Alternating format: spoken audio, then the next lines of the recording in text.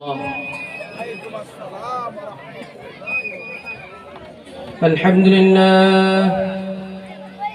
لله نحمده ونستعينه ونستغفره ونؤمن به ونتوكل عليه ونعوذ بالله من شرور أنفسنا ومن سيئات أعمالنا من يهده الله فلا مضل له ومن يضلله فلا هادي له ونشهد أن لا إله إلا الله وحده لا شريك له ونشهد أن سيدنا ومولانا محمدا عبده ورسوله أرسله بالحق بشيرا ونذيرا وداعيا إلى الله بإذنه وسراجا منيرا أما بعد فأعوذ بالله من الشيطان الرجيم بسم الله الرحمن الرحيم قل هل يستوي الذين يعلمون والذين لا يعلمون قال رسول الله صلى الله عليه وسلم اللهم فقهه في الدين قال رسول الله صلى الله عليه وسلم اللهم علمه القرآن أو كما قال رسول الله صلى الله عليه وسلم اللهم صل على محمد وعلى آل محمد كما صليت على إبراهيم وعلى آل إبراهيم إنك حميد مجيد اللهم بارك على محمد وعلى آل محمد كما باركت على إبراهيم وعلى آل إبراهيم إنك حميد مجيد بلغ العلا بكماله كشف الدجى بجماله حسنت جميع خصاله صلوا عليه وآله بلغ العلا بكماله كشف الدجى بجماله حسنت جميع خصاله صلوا عليه وآله দারুল উলুম সাতানী মাদ্রাসার আজকের এই মাহফিলের সম্মানিত সভাপতি মুফতি নুরুল ইসলাম নদভী সাহেব, প্রধান আলোচক মুফতি আরিফ জব্বার কাসেমি দামাত বরকাতুহু, এলাকা থেকে আগত মুরব্বিয়ানে কেরাম, পর্দার অন্তরালে অবস্থানরত মা ও বোনেরা, সর্বপ্রথম সেই রব্বুল আলামিন যিনি আমাদেরকে আজকের এই অনুষ্ঠানে আসার বসার তৌফিক দান করেছেন, সেই রব্বে কারীমের দরবারে অন্তরস্থল থেকে শুকরিয়া দান বলি আলহামদুলিল্লাহ। আজকের এই মাহফিল অন্যান্য মাহফিলের সে ব্যতিক্রম। আজকের এই মাহফিলটা অন্যান্য মাহফিলের তুলনা ভিন্ন। অন্যান্য মাহফিলের মধ্যে এরকম ধরনের কোরআনে কারীমের সবকের উদ্বোধন, তারপরে কোনো একটা এরকম জানাজার প্রশিক্ষণ, এই বিষয়ে এই জাতীয় বিষয়বস্তু তেমন একটা থাকে না। আপনাদের আজকের এই মাহফিলের মধ্যে গত বছর হয়তো মাদ্রাসার সূচনা হয়, আজকে এক বছরের পরেই ছোট ছোট বাচ্চা বাচ্চি এরকম কোরআনে কারীমের সবক নিল। ভিনদেশি ভাষা, আমাদের ভাষা নয়, তো অন্য একটা রাষ্ট্রের ভাষা, কোরআনের ভাষা, ভিন্ন ভাষা, সেই ভাষাটা আমাদের ভাষা নয়। এমন একটা ভাষার সবক, এমন একটা ভাষার ক্লাস, ছোট ছোট বাচ্চা যাদের বয়স এরকম 5, 7, 10, 8, 9 এরকম অল্প বয়সের বাচ্চা না নিল, হয়তো এর ভিতরে কোনো কারণ আছে। সেই কারণটা আমাদের বের করা দরকার। কি বলেন? আসলে এত অল্প বয়সে একটা ভিনদেশি ভাষার সবক নিতে পারা এটা অত্যন্ত বড় মেহনতের কারণ। ওর মধ্যে যে সমস্ত প্রতিষ্ঠান, সেই প্রতিষ্ঠানের যারা এরকম ধরনের সভাপতি, সেক্রেটারি বা এরকম বিশেষ করে যারা শিক্ষক আছে, তাদের বিশেষ অবদান আছে।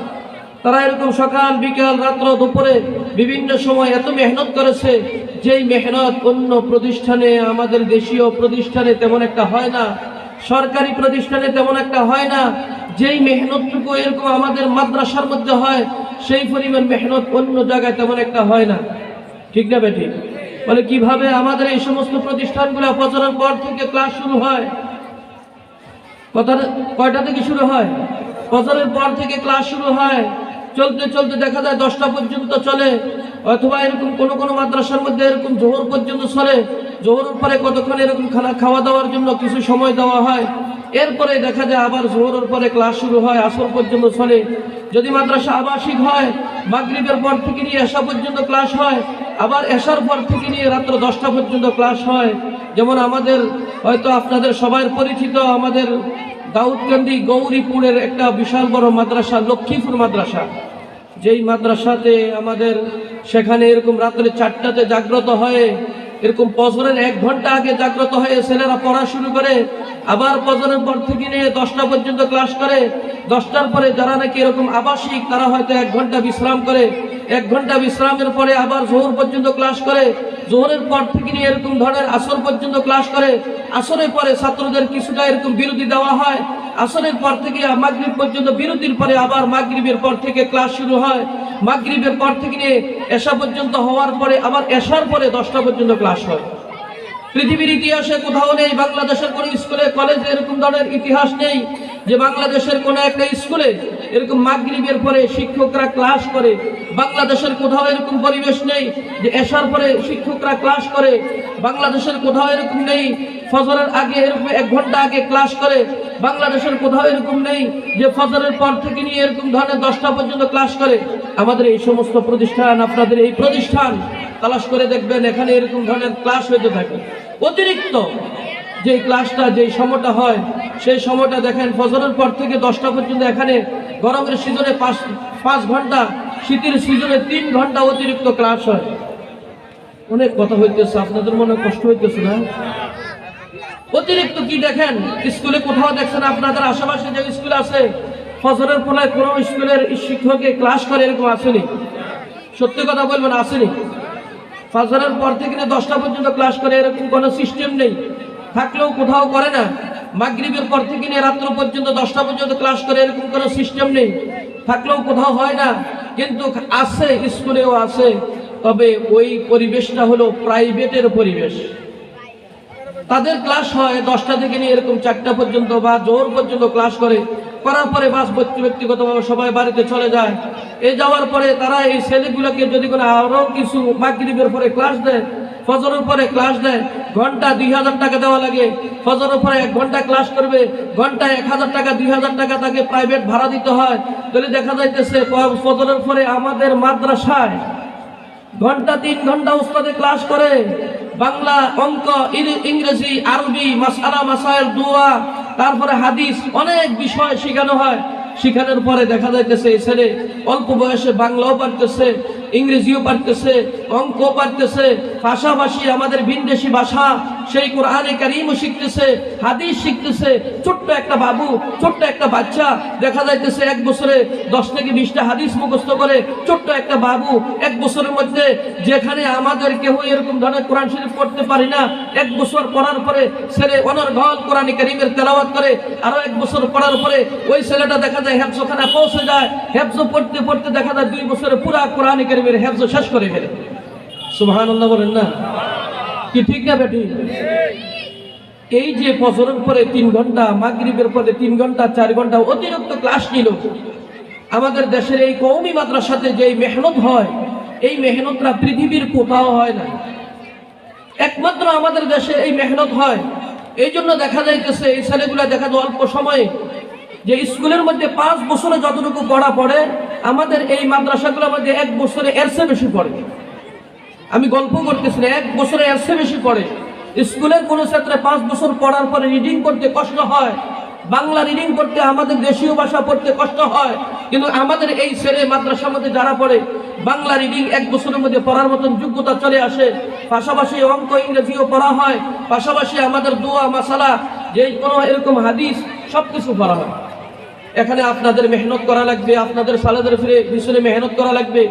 হয়তো আপনারা সবাই শুনেছেন বুখারী শরীফের কথা। কার কথা? বুখারী শরীফের নাম শুনছেন? বুখারী শরীফ যিনি রচনা করছেন ইমাম মুহাম্মদ ইবনে ইসমাইল আল বুখারী রাহমাতুল্লাহ আলাইহি। নাম ছিল মুহাম্মদ ইবনে ইসমাইল, ছেলের নাম হলো মুহাম্মদ, তার বাপের নাম হলো ইসমাইল। ওই বাচ্চা জন্ম হওয়ার কিছুদিন পরেই তার আব্বা ইন্তেকাল করে। বাচ্চা জন্ম হওয়ার কিছুদিন পরেই তার আব্বা ইন্তেকাল করে। তাহলে একটা বাচ্চার বাপ যদি ইন্তেকাল করে, মা যে কি পরিমাণ পেরেশান। এই দিক দিয়ে বাচ্চাটা এতিম হয়ে গেল, এতিম হয়ে গেল। কিছুদিন পরে দেখা যায় এই বাচ্চা আবার অন্ধ হয়ে গেল।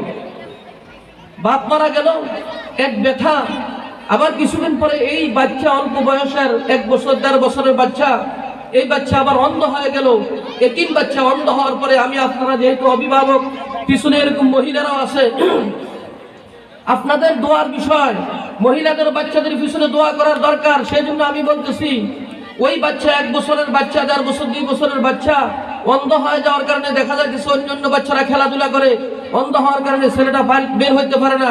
ওই বাচ্চার মা ইমাম বুখারী রহমতুল্লাহ আম্মা জান রাত্রে ঘুম থেকে জাগ্রত হয়ে নামাজ পড়ে, এরকম ধরনের কান্নাকাটি করে, আয় আল্লাহ, একদিকে আমার স্বামী দুনিয়া থেকে বিদায় নেয়, আরেকদিকে আমার বাচ্চা এতিম হয়ে যায়। এতিম হয়ে শেষ নয়, মাওলাই কারীম, আমার বাচ্চাটা আবার শিশু অবস্থা অন্ধ হয়ে যায়। আয় আল্লাহ, এই বাচ্চার ভবিষ্যৎ কি হবে? এক তো তার বাপ নেই, আরেক দ্বিতীয়ত তার এ ছেলের কোনো দৃষ্টিশক্তি নেই। মাওলাই কারীম, আমার এই বাচ্চার তুমি দৃষ্টিশক্তি প্রদান করো। মাটা এরকম রাত্রে জাগ্রত হয়ে কান্নাকাটি করে, ছেলের জন্য কান্নাকাটি করে, দৃষ্টিশক্তির জন্য কান্নাকাটি করে। এইভাবে কাঁদতে কাঁদতে কাঁদতে কাঁদতে 1 দিন 2 দিন 1 মাস 2 মাস গত হয়, চলে যায়। একদিন হযরতে ইমাম বুখারী রাহমাতুল্লাহ আলাইহির আম্মা জান স্বপ্নে দেখে হযরতে ইব্রাহিম আলাইহিস সালাতু ওয়াস সালাম তার ঘরের মধ্যে আসছে। হযরত ইব্রাহিম আলাইহিস সালাতু ওয়াস সালাম আল্লাহ তাআলার বিশেষ নবী। ইব্রাহিম আলাইহিস সালাতু ওয়াস সালাম আসিয়া বলতেছে, মুহাম্মদের আম্মা, এই মুহাম্মদ ইবনে ইসমাইল আল বুখারী, এই বুখারীর আম্মা, তুমি এত কান্নাকাটি কেন করো? স্বপ্নের মধ্যে বলতেছে, দেখেন, আমার স্বামী ইন্তেকাল করেন, আবার দেখা যাইতেছে এই বাচ্চাটাও শিশু অবস্থায় অন্ধ হয়ে গেল। আমার এই ছেলের দৃষ্টি শক্তির জন্য বারবার আল্লাহর কাছে দোয়া করি। মা দোয়া করছে, কি করছে? মা দোয়া করছে। আল্লাহ তাআলা হযরত ইব্রাহিম আলাইহিস সালাতু ওয়াস সালামের মাধ্যমে সংবাদ প্রেরণ করলেন, যাও মুহাম্মদের আম্মাকে, ইমাম বুখারী রাহমাতুল্লাহ আম্মা জানকে সংবাদ দাও যে আমি তার দৃষ্টিশক্তি দান করে দিলাম। আমি তার দৃষ্টিশক্তি দান করলাম, এমন দৃষ্টিশক্তি যে অল্প, যেই গত রাত্রে যেখানে চলতে পারে না, গত দিন চলতে পারে না, আজকে মায়ের দোয়ার বদৌলতে সকালে দেখা যাচ্ছে ঘর থেকে বের হয়ে রাস্তায় খেলাধুলা করতেছে। এমন দৃষ্টিশক্তি আল্লাহ তাআলা তাকে দান করছে। আমরা তো লাইটের আলোর মধ্যে দেখি, ইমামে বুখারী রাহমাতুল্লাহ মায়ের দোয়ার কারণে রাত্রে চাঁদের আলোর মধ্যে বসে বসে কিতাব পড়তেন, লেখালেখি করতেন। চাঁদের আলোর মধ্যে বসে বসে লিখতেন। তারিখ কবির নামক বিশাল এক কিতাব, ইতিহাসের, ইমামে বুখারী রাহমাতুল্লাহ 17 বছর বয়সে এই বিশাল বড় কিতাব তিনি রাত্রে চাঁদের আলোর মধ্যে লিখছেন। কি জন্য? মায়ের দোয়া, বাপের দোয়া অত্যন্ত বড় বিশাল বিষয়। এই জন্য আপনারা সবসময় সন্তান যারা এই সন্তানদেরকে দিবেন, আরো একটা হাদিস পাঠ করেছিলাম, হযরতে আব্দুল্লাহ ইবনে আব্বাস রাদিয়াল্লাহু তাআলা, আমাকে সময় কম দেওয়া হয়, যে আব্দুল্লাহ ইবনে আব্বাস রাদিয়াল্লাহু তাআলা রাসূল করিম সাল্লাল্লাহু আলাইহি ওয়াসাল্লামের নিকটে মাঝে মাঝে রাত্রে ঘুমাইতেন। যেহেতু রাসূল সাল্লাল্লাহু আলাইহি ওয়াসাল্লামের পরিবার, তার খালা ছিল, রসুল ছিল তার খালার বাসায় তিনি মাঝে মাঝে থাকতেন। ছোট্ট অল্প বয়সের, এই অল্প বয়সে বাবু, তার মধ্যে কি আদব! রসুল যখন রাত্রে ঘুম থেকে জাগ্রত হয় নামাজ পড়বে, তাহাজ্জুদ করবে। এই ছেলে যখন দেখতেছে রসুল জাগ্রত হয় নামাজ পড়বে, তাহাজ্জুদ করবে, ওযু করার জন্য যাইতেছে, ঘুম থেকে জাগ্রত হয়ে গভীর রাত্রে এই অল্প বয়সের বাচ্চা রসুলের জন্য একটা বদনায় করে পানি রেখে দিলেন। আরেক জায়গায় এরকম ধরনের জলচকি রাখলেন, আরেক জায়গায় দেখা যাইতেছে এরকম মেসওয়াক রাখলেন। জলচকি, মেসওয়াক, পানি সবকিছু রেখে সে আবার কি করতেছে, বিছানা চলে আসে, ওযু করে চলে আসে। রাসূল করিম সাল্লাল্লাহু আলাইহি ওয়াসাল্লাম দেখলেন, এই গভীর রাত্রে আমার জন্য পানির ব্যবস্থা কে করলো? এই গভীর রাত্রে আমার জন্য জলচকির ব্যবস্থা, মেসওয়াকের ব্যবস্থা কে করলো? তখন দেখা যাইতেছে সাহাবায়ে কেরামের মধ্যে কোনো একজন বলতেছে, ইয়া রাসূলুল্লাহ, আপনার সেই অল্প বয়সের আব্দুল্লাহ ইবনে আব্বাস আপনার জন্য এই সেবা করেছে, পানির ব্যবস্থা করেছে, জলচকির ব্যবস্থা করেছে। খেদমত করলে কি হয় দেখেন। তখন সাথে সাথে রাসূল সাল্লাল্লাহু আলাইহি ওয়াসাল্লাম গভীর রাত্রে দোয়া করে, আল্লাহুম্মা আল্লিমহুল কিতাব, আল্লাহুম্মা আল্লিমহুল কুরআন, আল্লাহুম্মা ফাক্কিহু ফিদ্দীন। আয় আল্লাহ, এই অল্প বয়সের বাচ্চা আব্দুল্লাহ ইবনে আব্বাস, আয় আল্লাহ, তুমি তাকে কোরআনে কারীমের শিক্ষা নসিব করে দাও। আয় আল্লাহ, তাকে কোরআনের জ্ঞান নসিব করে দাও। কে দোয়া করছে? রাসূল দোয়া করছেন কিসের কারণে? একটু খেদমতের কারণে। খেদমতে দোয়া আসে। হযরত আব্দুল্লাহ ইবনে আব্বাস রাদিয়াল্লাহু আনহু জন্য এই দোয়া করলেন শেষ পর্যন্ত দেখা যায় কোরআনে কারীমের যত ব্যাখ্যা বিশ্লেষণ পৃথিবীতে সাহাবায়ে কেরাম থেকে নিয়ে কিয়ামত পর্যন্ত যত হাজার হাজার তাফসীর দেখা হবে, সমস্ত মুফাসসিরের মধ্যে হযরত আব্দুল্লাহ ইবনে আব্বাস হলো রাইসুল মুফাসসিরিন। তিনাকে বলা হয় সমস্ত মুফাসসিরদের নেতা, তিনাকে বলা হয় সমস্ত মুফাসসিরদের ইমাম। সাহাবায়ে কেরামের মধ্যে সবচেয়ে বেশি কোরআনে কারীমের ব্যাখ্যা বিশ্লেষণ হযরত আব্দুল্লাহ ইবনে আব্বাস রাদিয়াল্লাহু তাআলা জানতেন। কিসের কারণে এত বড় মুফাসসির হলেন? পিছনে ছিল একমাত্র কারণ যে হযরত আব্দুল্লাহ ইবনে আব্বাস রাদিয়াল্লাহু তাআলা রাসূলের খেদমত করেছে, ছোট্ট বাবু অল্প বয়সে খেদমত করেছে। যে কেউ খেদমত করবে, যে কেউ প্রতিষ্ঠানের খেদমত করবে, যে কেউ উলামায়ে কেরামের খেদমত করবে, যে কেউ এরকম তালিবে ইলমের খেদমত করবে, যে কেউ আব্বা আম্মার খেদমত করবে, যে কেউ শিক্ষকের খেদমত করবে, খেদমতে খোদা রাজি হয়, খেদমত করবে হার কি খেদমত করদি ও মখদুম শু, যে কেউ খেদমত করবে সে ভবিষ্যতে তার জন্য সম্মানের ব্যবস্থা হয়ে যাবে। আল্লাহ তাআলা আমাদের আপনাদের সবাইকে এই মাদ্রাসার জন্য খেদমত করার, মাদ্রাসা ছাত্রদের খেদমত করার, মাদ্রাসা শিক্ষকদের খেদমত করার, আমাদের আব্বা আম্মার খেদমত করার, তাদের থেকে দোয়া নেওয়ার মতন তৌফিক দান করেন। ওয়া আখিরু দাওয়ানা আলহামদুলিল্লাহি রাব্বিল আলামিন।